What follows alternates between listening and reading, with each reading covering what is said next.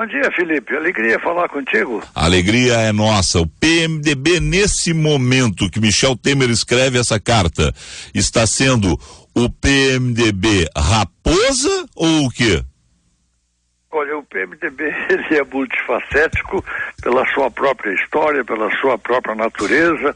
Muitos definem isso como um defeito, que às vezes é, mas também é uma grande virtude, que é a capacidade de articular outras forças políticas. Quando houver possibilidade de unificação, o PMDB é o elo dessa ligação. Então essa também é uma qualidade do PMDB. Neste momento, eu não poderia afirmar em que sentido o PMDB se unirá, se é que vai se unir, mas tenho convicção também de que se o PMDB e as forças políticas não forem protagonistas, Felipe, na superação da crise, serão as primeiras vítimas da crise. A política ou arbitra a crise ou é atropelada por ela. Por isso, na minha convicção, este momento tem que ter protagonismo político na superação da crise. Mas, na verdade, muita gente está interpretando o seguinte: o PMDB está sendo golpista. O PMDB está querendo fazer um constitucional, levar a Dilma ao impeachment para ficar no cargo.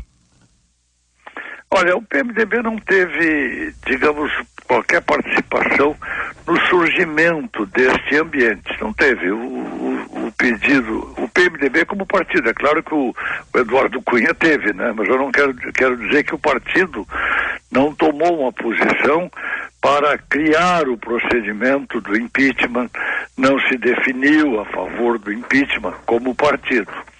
E até está, me parece que, dividido. O fato novo é a carta do presidente Michel Temer, cuja divulgação ele diz que não foi dele, né? Ele informa na própria carta que ela tem um conteúdo reservado. Isso pode afetar o conjunto do partido? Pode sim, pode alterar o equilíbrio das forças que se vinha observando, mas não sei sinceramente qual será o efeito. Eu tenho defendido, desde que esse procedimento começou, que se você analisar como um fato político só o processo de impeachment, você não vai acertar. E se analisar só como um processo penal, também não, porque um processo de impeachment é as duas coisas, ou não é viável. Ele tem que ter um conteúdo técnico, jurídico, mas tem que ter uma componente político-popular, porque não se substitui um presidente só porque você tem 2/3. Aí então, esses 2/3 seriam o último resultado de qualquer eleição. Não se destitui também um presidente porque caiu a sua popularidade. É preciso que haja o fundamento jurídico, que no caso é o crime de responsabilidade e o nexo entre a ação do presidente e o resultado, no caso dele, de responsabilidade. Eu não vejo clareza nessa definição, dessa definição penal, digamos assim. Não vejo configuração com a clareza que seria necessária. Também não vejo a componente político-popular no grau que justificaria. É inevitável a gente comparar com 92. 92, o grau de isolamento do presidente da República chegou a níveis quase absolutos. Não se pode dizer que a presidente Dilma esteja nesse isolamento, embora a sua aprovação seja bastante significativa, uma aprovação bastante reduzida. Mas eu não acho que estejam presentes hoje os dois ingredientes essenciais de um procedimento de afastamento do presidente da República. Mas eu digo hoje, e digo com cuidado hoje, a frase... é uma terça-feira, porque semana que vem pode haver as condições. A frase "esta casa quer o que o povo quer", ou alguma coisa assim, é de sua autoria, né? Eu não vou lembrar. Eu fiz com certo movimento, não é "quero o que o povo quer". O que o povo quer, esta casa acaba querendo. Ah, tá. Então é o seguinte, neste momento a gente está com um país dividido. A gente não tem, o que o senhor está me dizendo assim, olha, Felipe, não temos um elemento que é povo na rua pedindo saída de presidente. Naquele momento lá atrás a gente tinha. O senhor esteve dos dois lados, né? O senhor esteve no seu processo e no processo de Collor. Nesse momento a gente tem um processo contra Dilma e um processo contra Eduardo Cunha. O que dá para pensar que vai acontecer? Porque desta vez são concomitantes, né? É uma disputa, uma queda de braço nesse momento que é complicado. Essas duas questões são cruciais.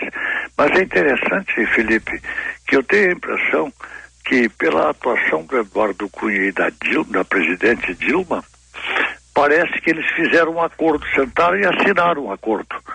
E acordo muitas vezes se faz sem que as pessoas se falem.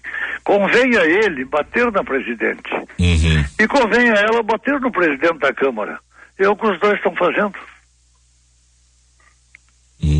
É o que os dois estão fazendo, e provavelmente cada um percebe que é conveniente para si esse tipo de radicalização entre praticamente duas pessoas, embora um presidente da República e outro presidente da Câmara. E na verdade este foco não é o centro do procedimento de impeachment, mas está sendo o centro do debate político. Eu acho que o presidente da Câmara, ao acolher a representação lá, o pedido de impeachment do Hélio Bicudo e do Miguel Reale Júnior, ao acolher, é claro que ele usou uma prerrogativa que é dele, do presidente da Câmara, dar a abertura à tramitação, mas não acho que ele agora tenha condições de presidir esse processo. Não acho que ele, no comando do processo, consiga a tramitação com normalidade. E acho que a presença dele, ao contrário do que ele quer, compromete a viabilidade da obtenção dos 2/3 para determinar o afastamento da presidente. No fim, querendo ou não, Eduardo Cunha é aliado da presidente Dilma. Provavelmente não. Entrou no ar aqui, pau no PMDB. Ibsen não assume que o PMDB é na história política a Jezabel, prostituta manipuladora dos acordos políticos. O eleitor não pode esquecer que tudo o que está aí o tudo está em caixa alta, viu? O que está aí nos prejudicando tem definitivamente o dedo do PMDB como corresponsável, querendo ele admitir ou não. O elo que o partido se autodefine é mais forte ou fraco, dependendo apenas e unicamente dos interesses do partido, e exploda-se o país, isso aqui, o Evandro. E a Fátima, o que Ibsen está falando é um eufemismo para as palavras oportunismo e fisiologismo. O PMDB sempre esteve aliado com quem está no poder, é a Fátima Monserrat. Essa questão do fisiologismo, porque o PMDB, desde Sarney, não saiu mais do poder, deputado. Em compensação, se não fosse esse caráter do PMDB, provavelmente nós não tínhamos conseguido conquistar e derrubar a ditadura. Tem que compreender o PMDB na sua natureza, para o bem e para o mal. Ele produz um efeito negativo, sim, que é um acompliciamento permanente com a convivência no poder. Mas ele tem também uma capacidade única de aglutinar forças diversas quando o caminho é o caminho correto. Foi assim a derrubada da ditadura. Ninguém pense que outro tipo de PMDB uniria o Brasil como uniu naquela ocasião. Por ser assim, é que o PMDB foi o veículo que sepultou o regime militar.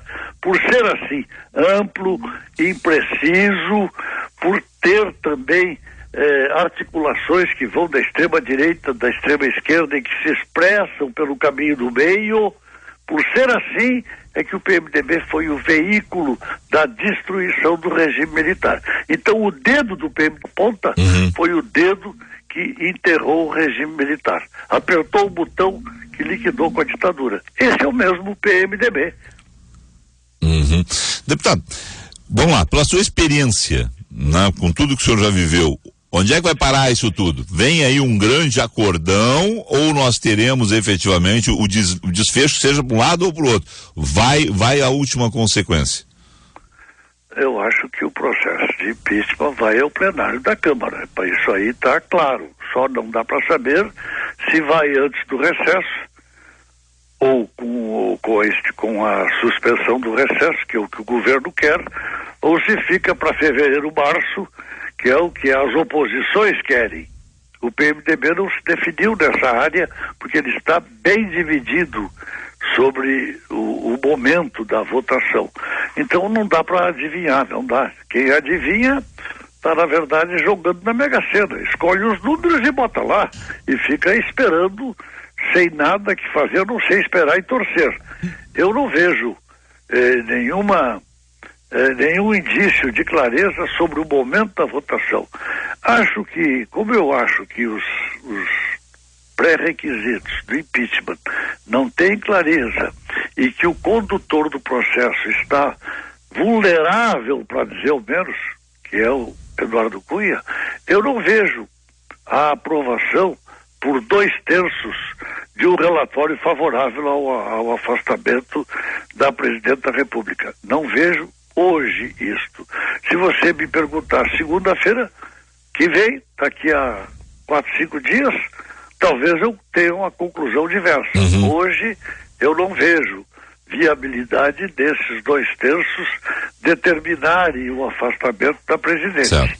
Especialmente porque não há muita clareza nos pré-requisitos e porque o condutor do processo está, no mínimo, vulnerável pelas acusações que pesam contra ele. Certo. Só para fechar, recesso, sim ou não? Porque eu acho um absurdo, o país com desemprego que está aí, inflação, todos os índices muito ruins de economia, a gente ainda esperar, quer dizer, não vamos fazer sangrar a presidente da República, é um desgaste que a oposição vai causar, mas está causando um problema para o país, né? Deixando o país em suspense.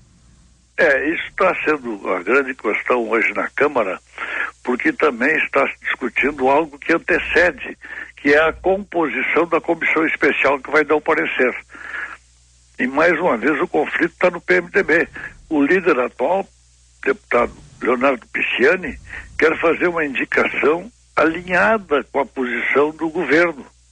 E boa parte da bancada, não se sabe o tamanho dessa boa parte, quer indicações favoráveis ao impeachment.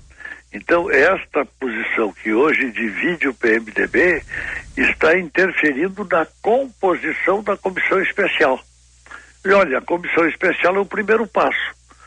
Se isto se define ou não até o fim da sessão legislativa, que é agora mesmo no final da quinzena de dezembro, se isto se conclui até lá, não tem como avaliar, a não ser num processo de adivinhação que eu não gostaria de fazer, Felipe. Deputado Ibsen Biano, obrigado pelas suas observações, pelas suas análises, né? O senhor esteve lá, conhece o assunto, conhece o PMDB, e a gente queria alguém que pudesse analisar de dentro do partido, né? O que vai acontecer. E o PMDB é essa metamorfose ambulante, como diriam alguns, né? O partido vai realmente se adaptar a essa situação toda.